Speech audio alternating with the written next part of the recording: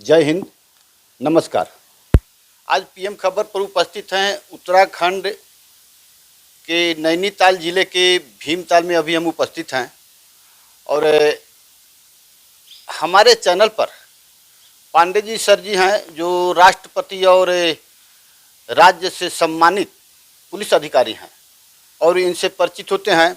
सबसे पहले हमारे पीएम खबर चैनल पर उपस्थित होने के लिए सर आपका स्वागत है। आपका भी स्वागत है। आप यहाँ पधारे हैं, बहुत बहुत आप धन्यवाद कि आपके माध्यम से कुछ जानकारी हम आम जनता को पहुँच सकती है और ये आपका बहुत आभारी हैं कि आप एक मंच से आम जनता को किसी न किसी बात से प्रेरणा देते रहते हैं और देते रहेंगे आप, यही मेरी आकांक्षा है। बहुत बहुत शुक्रिया। सर सबसे पहले आपका हम जान लेते हैं, आप किस पद पर और थे और कब रिटायर हुए और सम्मानित आपको कौन से मेडलों से हुआ? हाँ, सबसे पहले मैं ये आपसे कहना चाहता हूँ कि मैं सन 1980 में कांस्टेबल के पद पर पुलिस विभाग में भर्ती हुआ था, उत्तर प्रदेश। उस समय उत्तरांचल उत्तर प्रदेश एक ही राज्य था। तो कांस्टेबल से लेकर अपनी मेहनत, कर्मठता, दूरदृष्टि और विभाग के प्रति समर्पित भावनाओं को लेकर अधिकारियों के सहयोग से उनके आदेशों का पालन करते हुए मैं नीतिगत प्रमोशन पाते रहा और अंत में 1995 में as a sub inspector police विभाग में बना। उसके बाद करते करते पुलिस विभाग की जितने भी मेरे अधिकारियों का आदेश हुआ करता था, जो भी सहयोग को हम दे सकते थे आम जनता के सहयोग से और अपनी कर्मठता तथा जो हमारा समर्पित भावना है उसको देखते हुए मैं सन 2020 में सेवानिवृत्त हुआ, 31 जनवरी 2020 में। इससे पहले मुझे पुलिस विभाग के समस्त जो भी मेडल अधिकारियों द्वारा दिए जाते थे वो मेडल मुझे प्राप्त हुए। राज्य सरकार द्वारा मुझे मेडल प्राप्त हुए। उसके बाद गृह मंत्रालय भारत सरकार द्वारा मुझे मेडल प्राप्त हुए।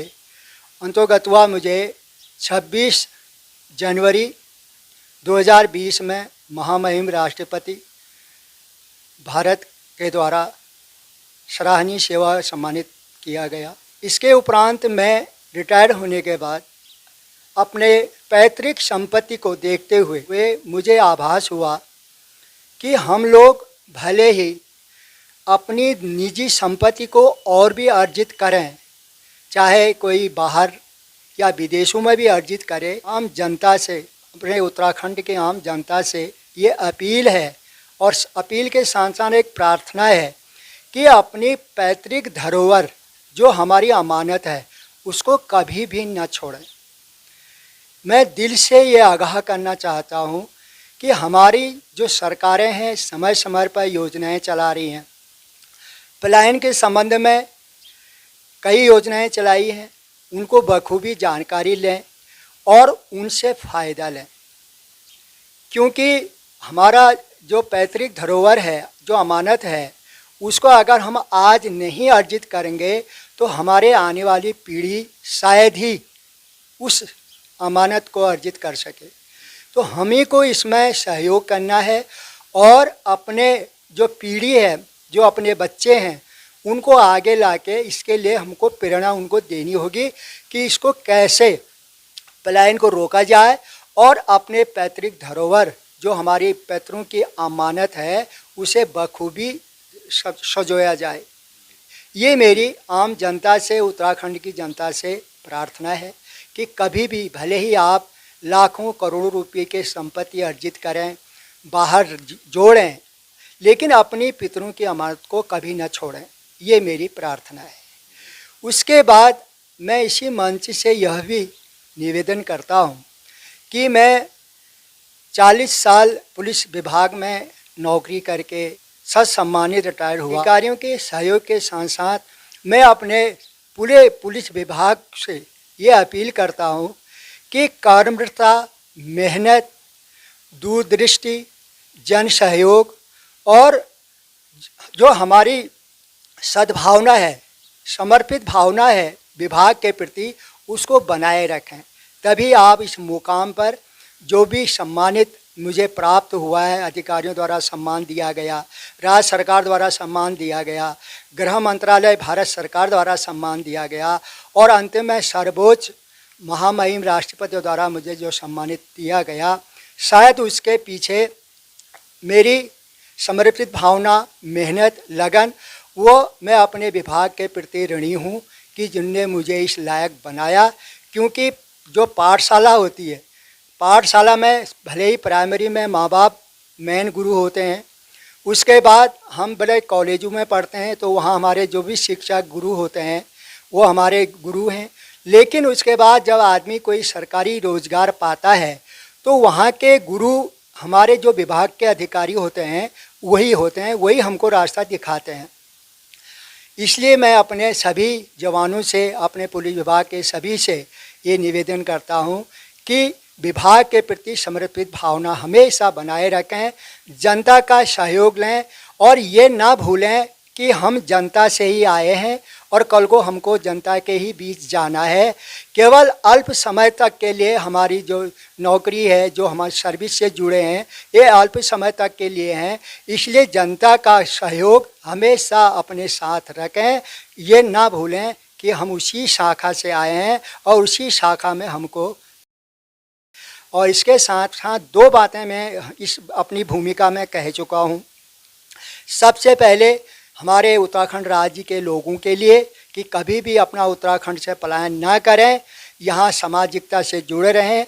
मैं अभी आपसे यही एक विनती कर रहा हूँ, अपनी भी मैं ये गाथा आपके सामने रख रहा हूँ कि आज भी मैं, भले ही मैंने बाहर भी अपनी प्रॉपर्टी स्वयं से अर्जित की है, लेकिन उसके बाद भी मेरी लगन आज भी अपने पितरों की अमानत की ओर है और मैं बार बार अपने पितरों की ज़मीन पर जाता हूँ। वहाँ मैं आज भी बगीचे को बना रहा हूँ, तैयार कर रहा हूँ। अखरोट, खुमानी, अमरूद, आम और यहाँ तक कि मैं अब लिप्टिस के पेड़ डाल रहा हूँ ताकि मेरी जो अमानत है वो संजोए रखे और वह आबाद हो सके। भले ही आज पहाड़ों में मैं सरकार से भी ये निवेदन करता हूँ कि बहुत नुकसान है, क्योंकि एक तरफ से लंगूर, बंदर, जंगली सुंगर, ये सब जो हैं हमारे किसानों को नुकसान पहुंचा रहे हैं। लेकिन इसके प्रति भले ही जागरूकता भी है और सरकार सहयोग भी दे रही है, पता नहीं इस कहाँ पर ये चीज़ें पूरी हमसे धरातल में नहीं उतर रही हैं। इसके प्रति थोड़ा सा सरकार को भी और आम जनता को भी आगे आना होगा। सवाल एक है आपसे सर कि आपने बार बार जिक्र किया पलायन का, यह पलायन का क्या कारण, क्या वजह हो सकता है, कुछ हमारे उत्तराखंड के दर्शक को बताएंगे? देखो, पलायन की सबसे पहले मैं एक बात बताऊं, क्योंकि हमारा जो पहाड़ी इलाका है, जो पहाड़ उत्तराखंड का इलाका है, वो सबसे कष्टदायी, एक पहाड़ का जो जीवन है अति कष्टदायी जीवन है। आज तो भले ही शिक्षित हो चुका है हमारा पहाड़, काफ़ी एजुकेशन में आगे आ चुका है, लेकिन जब हम छोटे छोटे थे तब हम देखते थे कि हमारे पूर्वज कितने कष्टदायी थे, कैसे उनने अपना जीवन यापन किया, ये हम बखूबी जानते थे और अपनी आंखों से हमने इसको देखा है। तो उस समय वो लोग निर्भर केवल अपने मेहनत पर निर्भर थे, अपने पशुपालन पर निर्भर थे, अपने खेती बागवानी पर निर्भर थे। उस समय सरकारों द्वारा जो सहयोग दिया जा रहा था वो पूरी तरह से उसका सदुपयोग नहीं ले पा रहे थे, क्योंकि वो भी उतने शिक्षित नहीं थे और ना ही इतनी एडवांस टेक्नोलॉजी थी। हम जब बहुत छोटे छोटे थे तो उस समय एक टेलीफोन के लिए पोस्ट ऑफिस में जाया करते थे। पोस्ट ऑफिस में ये सुविधा उपलब्ध थी और कहीं नहीं थी, ना मोबाइल था, ना किसी प्रकार का कोई नेटवर्क था। तो उस समय आईटी जो थी बहुत पीछे थी। लेकिन उसके बावजूद भी हमारे पूर्वजों ने जो पहाड़ का जीवन, कष्टदायी जीवन व्यतीत किया है, हम लोगों को पाला पोसा, पढ़ाया लिखाया, लेकिन हम उनके ऋणी हैं। आज भी हम उनका ऋण कभी भी नहीं चुका पाएंगे। और दूसरा कारण है रोजी रोटी, क्योंकि पहाड़ में जो पहले निर्भरता अपने आप थी, सेल्फ डिफेंस था आदमी, तो उस समय वो अपनी आवश्यकताओं की पूर्ति करता था। लेकिन आज आवश्यक आवश्यकताओं की पूर्ति न होकर, आरामदायक की पूर्ति न होकर आम विलासिता की ओर हम लोग जा रहे हैं, और विलासिता की वजह से हम लोगों को बाहर जाना पड़ रहा है, क्योंकि हमको मोबाइल भी चाहिए, हमको नेटवर्क भी चाहिए, हमको सुख सुविधा भी चाहिए। आज पहाड़ों में जब हम कभी सोचा भी नहीं करते थे यहाँ पंखा चलेगा, फ्रिज चलेगा, कूलर चलेगा, लेकिन आज प्रकृति ने भी शायद कुछ अपनी करवट बदल दी है कि आज हमको इसकी आवश्यकता है। तो आदमी अपने रोजी रोटी के लिए, रोजगार के लिए बाहर जाता है, और जो भूभाग हमारा उत्तराखंड में है वो अभी भी उतनी उन्नति नहीं कर पा रहा है, क्योंकि उसमें एक तो जो जंगली जानवर हैं उनसे नुकसान हो रहा है, दूसरा कुछ जो हमारा प्रकृति की जो देन है, समय से बारिश न होना, अति गर्मी होना, अति ठंड होना, तो ये भी एक अपने आप में बहुत बड़ी समस्या है। और दूसरी बात, मैं इसको अन्यथा न लिया जाए, जो हम ज़्यादा शिक्षित हो रहे हैं, क्योंकि हम धरातल वाली जो चीज़ें हैं उनको भूलते जा रहे हैं, और मेहनत, जो एक कड़ी मेहनत है, उसके प्रति हमारी उतनी इच्छा शक्ति नहीं। हम लोग इजी तौर पर पैसा कमाना चाहते हैं, हम लोग इजी तौर पर आरामदायक रहना चाहते हैं। तीसरी बात यह है कि आदमी शिक्षित हो चुका है। आज कोई भी फैमिली ऐसी नहीं है कि जहाँ पढ़े लिखे नहीं हैं, ग्रेजुएट हैं, लड़कियां ग्रेजुएट हैं, परिवार के लड़के ग्रेजुएट हैं, पोस्ट ग्रेजुएट हैं, उसके बाद जितनी भी अन्य जो डिग्रियां हैं उनको भी वो लोग ले रहे हैं। लेकिन उसके बाद भी जब उनको रोजी रोटी नहीं मिली, पढ़ा लिखा बच्चा जिसकी डिग्रियों से एटीजी भरी पड़ी है, वो एक फैक्ट्री में जाके 10,000 12,000 रुपये की नौकरी मांग रहा है, वो भी उपलब्ध नहीं है। तो ऐसे समय में मैं सरकारों से, भले ही सरकारों ने काफ़ी योजनाएं, पशुपालन योजनाएं, कृषि योजनाएं धरातल पर उतारने की भरपूर कोशिश कर रहे हैं, लेकिन हम जब तक जनता जागरूक नहीं होगी और राज्य सरकार द्वारा जो भी ये योजनाएं चलाई जा रही हैं उनकी जानकारी नहीं होगी, उनका हम उपयोग नहीं कर पाएंगे, तो शायद ही आगे भी पलायन होता रहेगा। पलायन को रोकने के लिए हमको एक तो सबसे पहले अपनी मूल भावना को परिवर्तित करना होगा। जब तक हम कष्ट झेलना या कष्टदायी जीवन नहीं व्यतीत करेंगे, तब तक हम पहाड़ की जो ज़मीन है उसको आबाद नहीं कर पाएंगे, क्योंकि पहाड़ की ज़मीन को आबाद करने के लिए एक बखूबी कष्टकारी जीवन होना आवश्यक है। आरामदायक या विलासिता में रहते हुए हम पहाड़ की ज़मीन को आबाद नहीं कर सकता है, और न पितरों की जो संपत्ति है उसको आबाद कर पाएंगे। ये मेरा जनता से भी अनुरोध है और सरकार से। आप अपना फुल परिचय दिया जाए। वो मूल रूप से जनपद अल्मोड़ा, ग्राम सिमखोला, और जिसमें मेरा बगीचा झननखाल मौजा नावली में है, वहाँ का निवासी हूँ।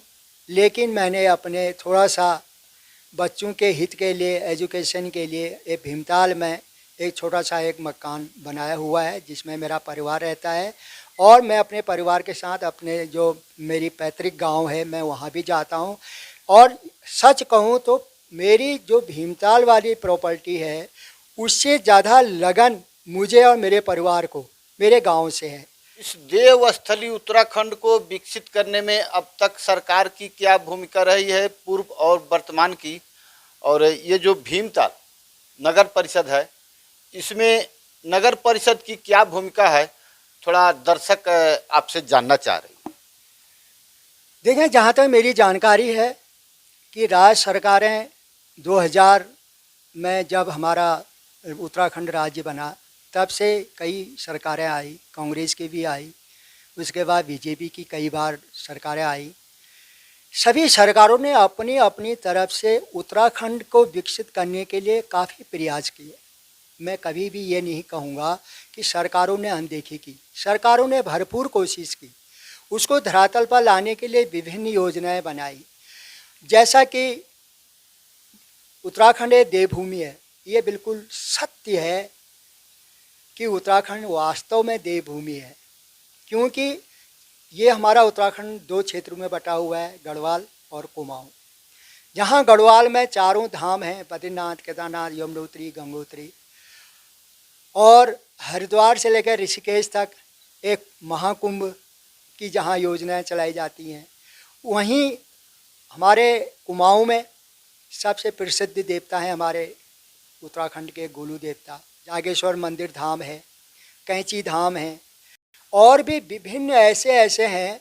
तो इस प्रकार हमारी देवभूमि तो है।